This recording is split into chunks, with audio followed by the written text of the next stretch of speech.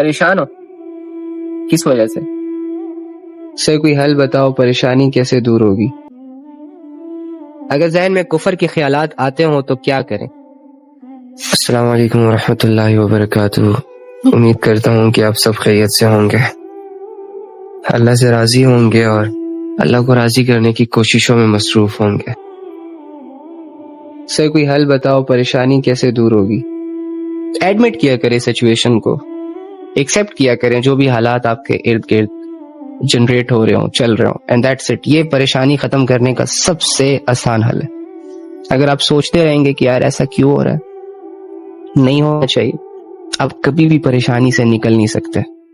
آپ کو کیا لگتا ہے میں جو آپ سے بات کر رہا ہوں نارمل لگ رہا ہوں نا؟ الحمدللہ ایسا ہی رہتا ہوں میں، تو کیا میری زندگی میں پریشانیاں نہیں ہیں؟ آپ کو کیا لگتا ہے جو بڑے بڑے اسکالرز آپ کو موٹیویٹ کر رہے ہیں، کیا ان کی زندگی میں پریشانیاں نہیں ہیں؟ یہ تو میں آج کل کی مثال دے رہا ہوں، اچھا چھوڑو یہ چیزیں۔ کیا نبی صلی اللہ علیہ وآلہ وسلم اتنی عظیم ہستی ہونے کے باوجود،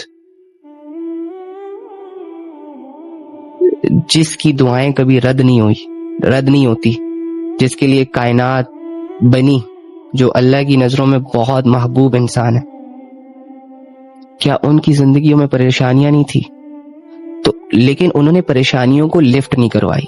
اللہ رب العزت کے ہر فیصلے کے سامنے اپنی میں کو نہیں رکھا، ٹھیک ہے؟ مطلب کہ ایسا کیوں ہو رہا ہے میرے ساتھ، ہر بار صبر کیا، ہر بار اللہ کی طرف سے آئے ہوئے حالات، بنے ہوئے حالات پر الحمدللہ کا۔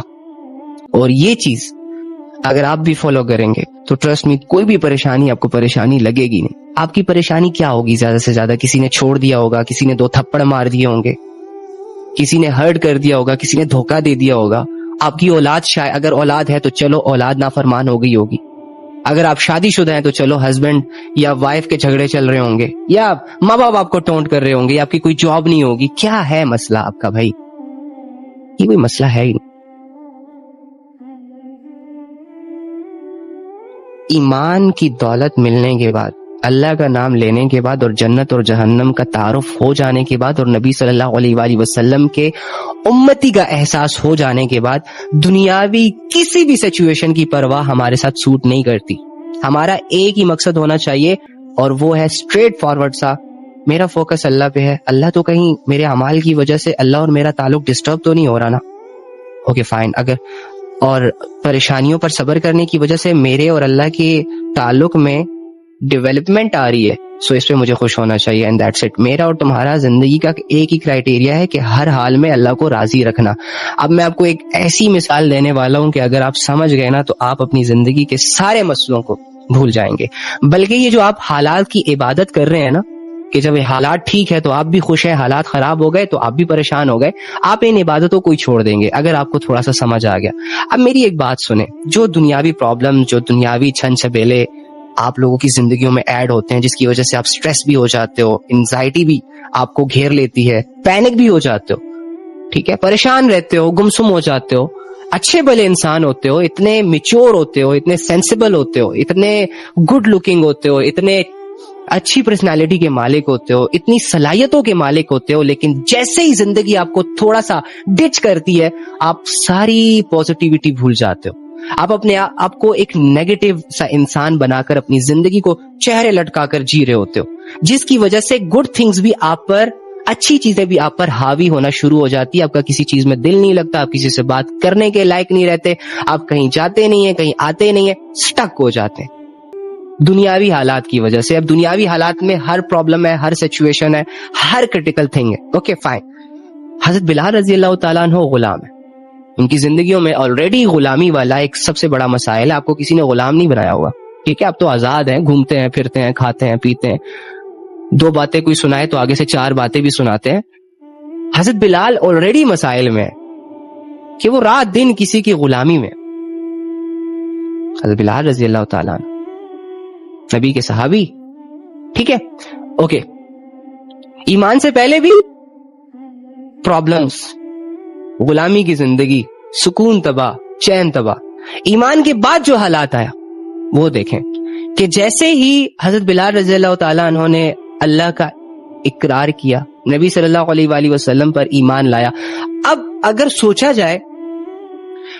جائے تو یہ تو ایسی چیز ہے کہ ایک بندہ مسلمان ہو گیا ہے, ایک بندہ اللہ کے نبی کی بات مان رہا ہے, اپنی آخرت کے فیصلے کر رہا ہے, تو یہ تو اپریشیٹ کرنے والی بات ہے نا.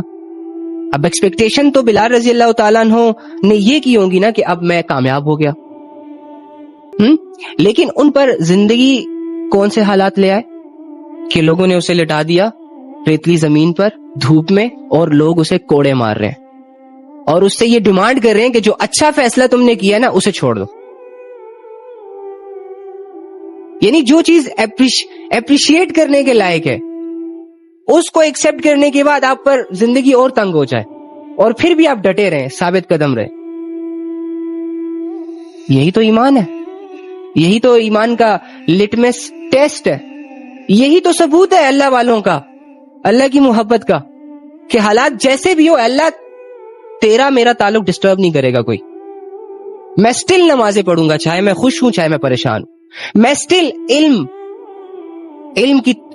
علم کو سیکھتا رہوں گا, چاہے حالات برے ہوں چاہے حالات اچھے ہوں. I don't damn care about ان حالات وغیرہ, میرا لینا دینا نہیں ہے حالات سے. میں حالات کی عبادت نہیں کرتا, میں اللہ کی عبادت کرتا ہوں.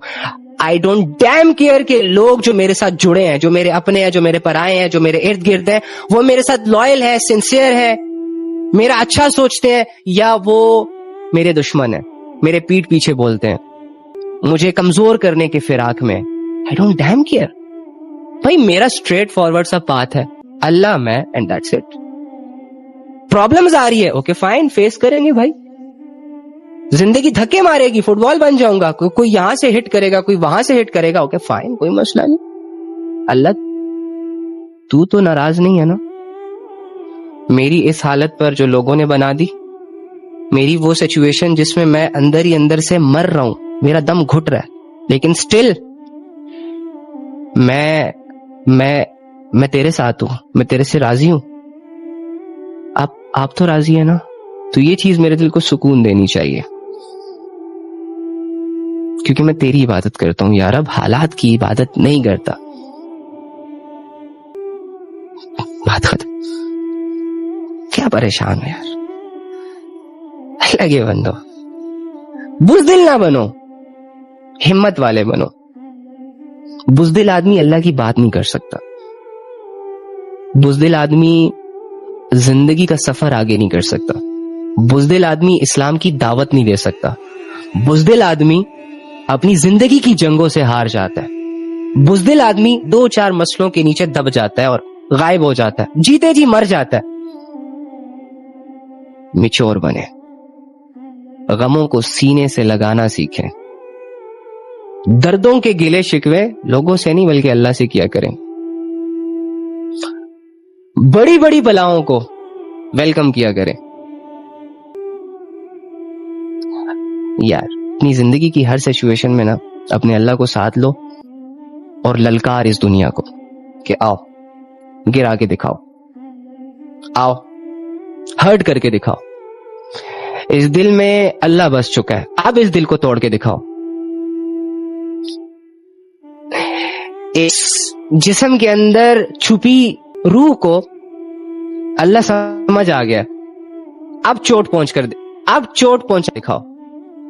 ارے تم لوگوں, اور نہ ہمارے اندر ہمت ہوگی کہ ہم دوبارہ اٹھ کر آگے کا سفر کر سکیں. سو اللہ از مور امپورٹنٹ, مور امپورٹنٹ.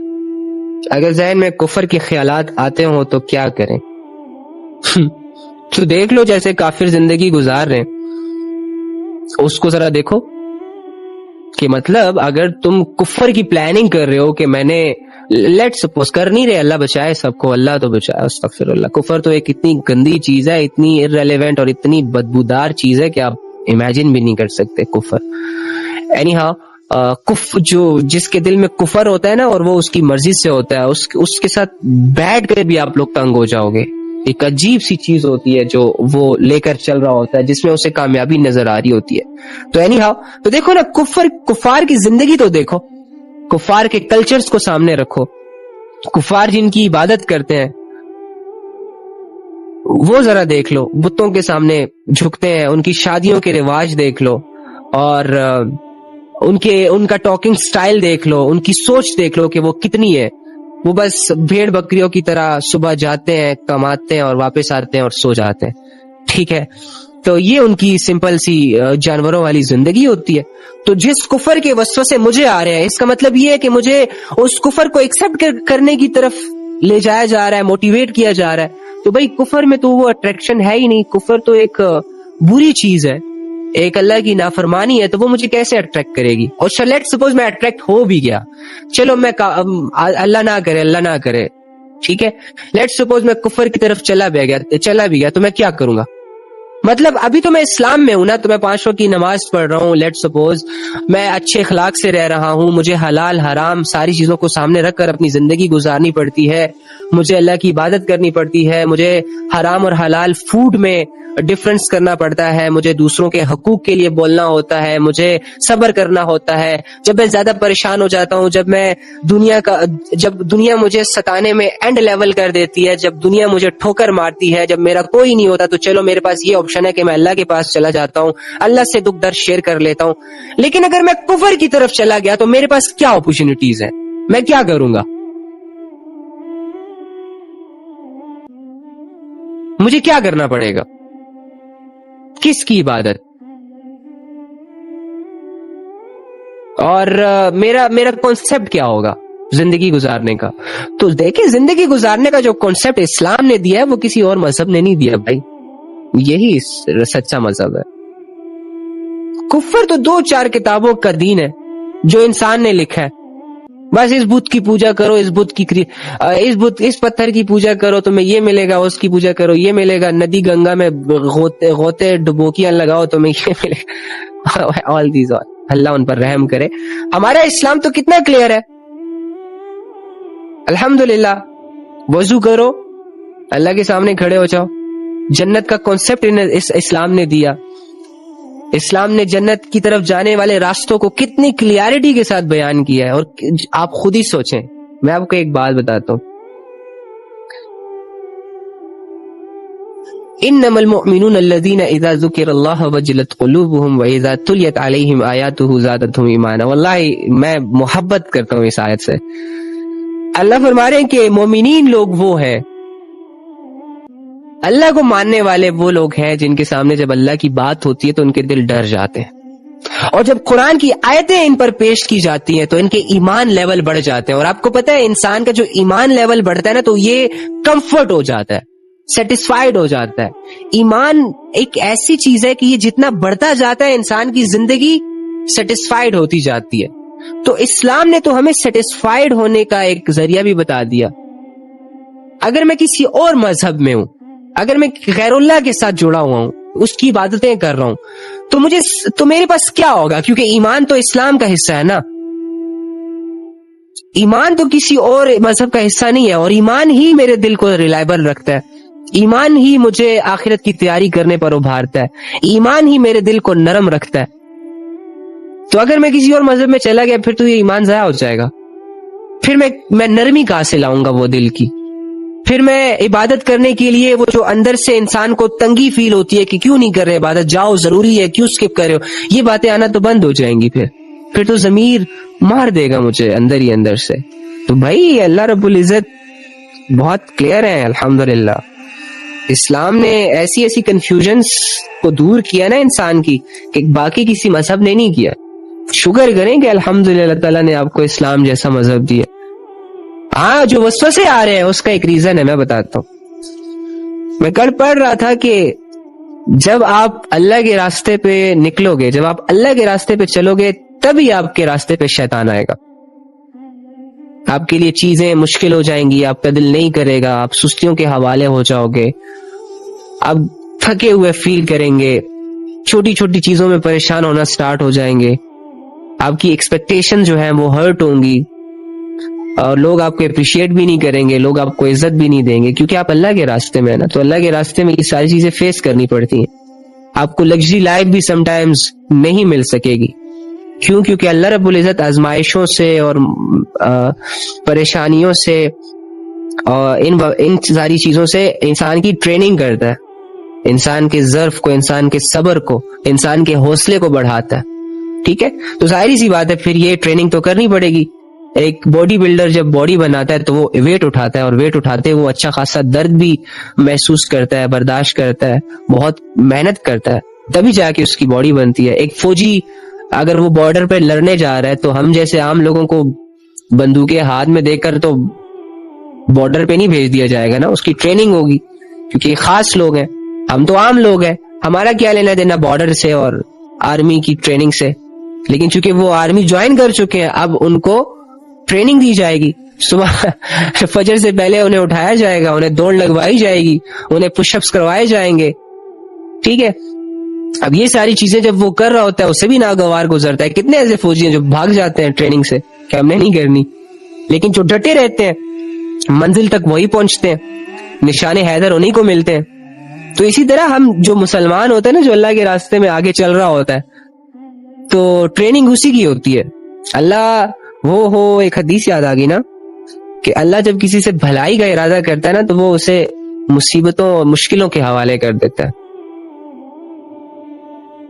یعنی جو پریشانیاں آپ کو پریشان کر رہی ہیں, جو مسئلے آپ کو مسئلے لگ رہے ہیں اور آپ کو ڈرایا جا رہا ہے ان مسئلوں سے, اور جس کی وجہ سے آپ جینا بھول گئے, وہ چیزیں اللہ کی نظروں میں آپ کے لیے ایک تحفہ ہے, ایک گفٹ ہے, ایک کمفرٹ زون ہے. اگر آپ سوچیں, اگر آپ تھوڑا سا مٹیریلسٹک سوچ کو ہٹ کر اسپرچل سوچ کو سامنے رکھیں, تب آپ کو یہ چیزیں سمجھ آئیں گی.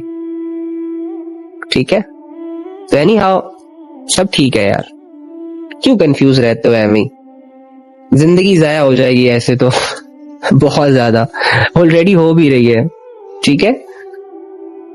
کیا علی بھائی, کیا اللہ اس سے بدلہ لے گا جس نے ہمیں درد دیا, جس نے دھوکہ دیا؟ ہم رو رہے ہیں اور دھوکے باز کیوں خوش ہے, اللہ تعالیٰ نے مجھے کیوں درد دیا؟ ادریس. واو.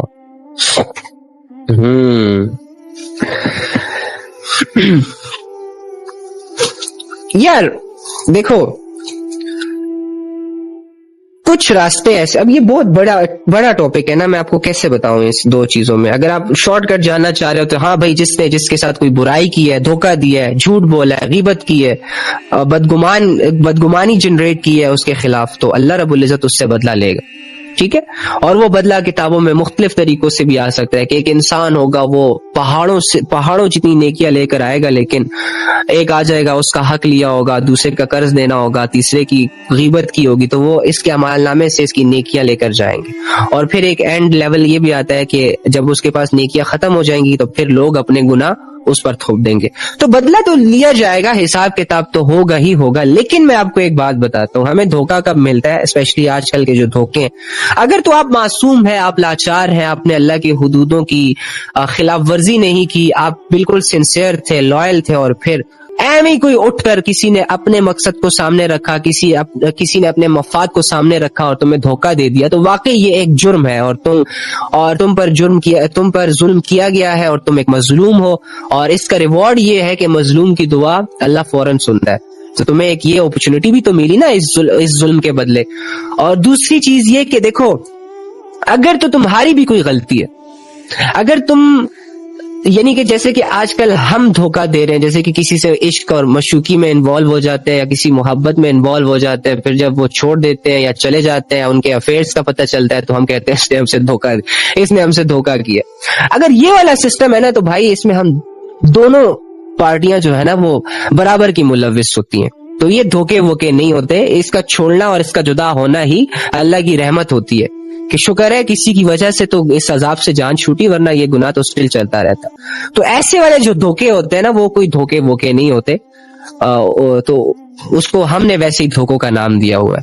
ٹھیک ہے. تو وہ ہم خود ہی کرتے ہیں ساری چیزیں, پہلے ایک دوسرے کو میٹھی میٹھی باتوں کی عادت ڈلواتے ہیں, پھر ایک سنسیئر ہو جاتا ہے, دوسرا صرف مطلبی رہ جاتا ہے. تو یہ ایک ایسا سٹف ہے کہ اس پہ بات ہی نہیں کرنی چاہیے, دفع کریں, یہ ایک irrelevant چیز ہے. تو یہ والے دھوکے نہیں. ہاں البتہ اگر آپ کا مال لوٹا یا آپ کو کسی نے جانی نقصان دیا, تو انشاءاللہ اس سے بدلہ لیا جائے گا. کیوں نہیں لیا جائے گا, چھوڑا تو نہیں جائے گا. یہاں آپ نہیں بدلہ لے سکتے, اور آخرت میں بھی اگر بدلہ نہ لینے کا کوئی سسٹم نہ ہوا, تو پھر تو یہ عجیب ہو جائے گا نا معاملہ. کیا تمہاری پریشانی کی وجہ اس لیے ہے کہ تمہاری بہن کو طلاق ہو گئی، یا تم خود ایک لڑکی ہو تو تمہیں طلاق ہو گئی؟ ہمارے نبی صلی اللہ علیہ وآلہ وسلم کی بیٹیوں کو بھرے مجمع میں ان کے چچا کے بیٹوں نے طلاق دی تھی۔ پریشان ہو، گھر میں کھانے کو کچھ نہیں ہے۔ ہمارے نبی صلی اللہ علیہ وآلہ وسلم کے گھر میں 3 مہینے تک کچھ بھی نہیں ہوتا تھا۔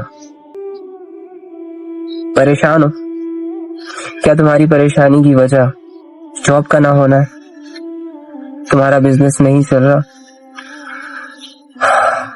ایک جنگ کے دوران ایک صحابی آتے ہیں اور ہمارے نبی صلی اللہ علیہ وآلہ وسلم سے شکایت کرتے ہیں اور کہتے ہیں کہ یا رسول اللہ، بھوک کی وجہ سے یہ حال ہے کہ ہم نے اپنے پیٹ پر پتھر باندھے ہوئے۔ ہمارے نبی صلی اللہ علیہ وآلہ وسلم اپنے جسم مبارک سے کپڑا اٹھاتے ہیں اور ان کو دکھاتے ہیں، ان سے کہتے ہیں کہ آپ نے ایک پتھر باندھا ہے تو میں نے 2 پتھر باندھے، پھر بھی پریشان ہو، پھر بھی زندگی سے گلے شکوے ہیں تمہیں، پھر بھی اپنے مسائل تمہیں بہت بڑے لگتے ہیں، ناانصافی کر رہے ہو۔ ایک شخص جو اللہ کا پیغام دنیا بھر میں پہنچانے کے لیے اس دنیا میں آیا، آزمائشوں نے اس کو گھیرا، بھوک نے اس کو گھیرا، لوگوں نے اس کو پتھر مارے، پھر بھی اس نے کبھی کوئی شکایت نہیں کی، اپنے اوپر ہر آنے والی حالت پر صبر کیا، اچھی حالت پر شکر کیا، بری حالت پر صبر کیا۔ آفرز آئیں نان مسلمز کی طرف سے کہ چھوڑ دو یہ کام، یہ اللہ کی طرف بلانا، لے لو بادشاہت، جس لڑکی سے چاہے شادی کر لو، ٹھکرا دی۔ اللہ کی طرف سے آفر آئی کہ نبی، اگر آپ ہم سے یہ کہہ دیں کہ یہ احد کا پہاڑ ہمارے لیے سونے کا بنا دیا جائے تو ہم اس کو آپ کے لیے سونے کا بنا دیں گے اور پھر آپ کے ساتھ چلا بھی دیں گے۔ ہمارے نبی نے فرمایا نہیں یا اللہ، میں تو اس حال میں رہنا پسند کروں گا کہ ایک دن پیٹ بھر کر کھانا کھاؤں تو تیرا شکر ادا کروں، اور دوسرے دن بھوکا رہوں تاکہ تیرے سامنے عاجزی کر سکوں۔ دونوں جہانوں کے سردار جو لائف سٹائل گزار کر گئے تھے، اللہ تعالیٰ نے آپ کو اس سے اچھی زندگی دی، پھر بھی گلے شکوے ہیں، پھر بھی ہائے ہائے ہے آپ کے گھروں میں، پھر بھی ناخوش ہو، سٹریس میں ہو دنیا کی چیزیں نہ ہونے کی وجہ سے۔ یاد رکھنا، یہ دنیا کی حقیقت صرف اس کے سوا کچھ بھی نہیں ہے جو میرے اللہ نے بتا دیا آپ کو۔ یہ دنیا کی زندگی دھوکے کے سوا کچھ بھی نہیں ہے۔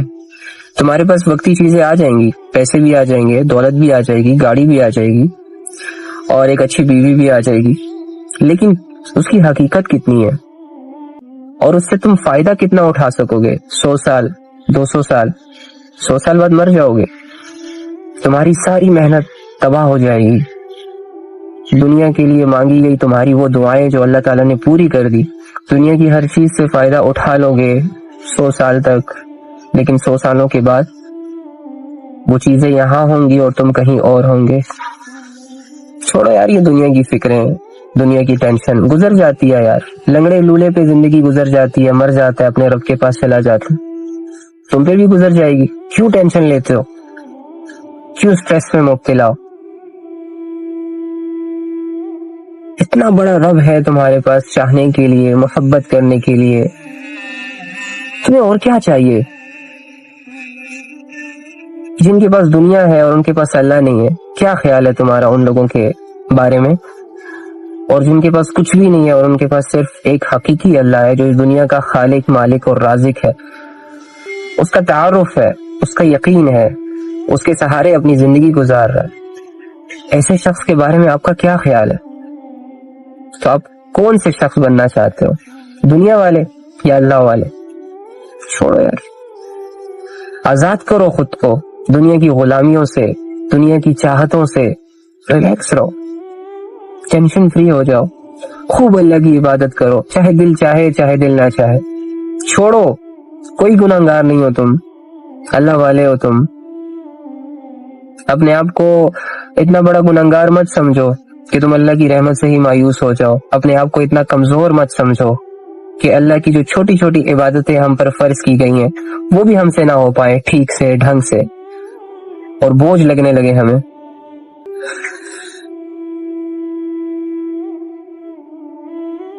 کوشش کرو گے؟ بس یہی چاہتا ہوں. اور دوسری بات یہ کہ ابھی اب گناہوں سے معافی مانگ لیتے ہیں اللہ سے. چلو سارے سنسیئر ہو کے یہاں وہاں کی فکروں سے آزاد ہو کے بالکل کنسنٹریٹ کریں اپنے اللہ پر. اپنے گناہوں کو یاد کریں، اپنی لغزشوں کو جو آپ سے ہوئیں، اپنی خطاؤں کو جو آپ سے ہوئیں، اپنی بے حیائیوں کو جو آپ نے کی، اور اپنے گناہوں کو جو آپ نے لوگوں سے چھپائے. اپنے اندر جائیں، اپنے آپ سے ملیں اور اپنا آپ اپنے اللہ کے سامنے رکھ دیں.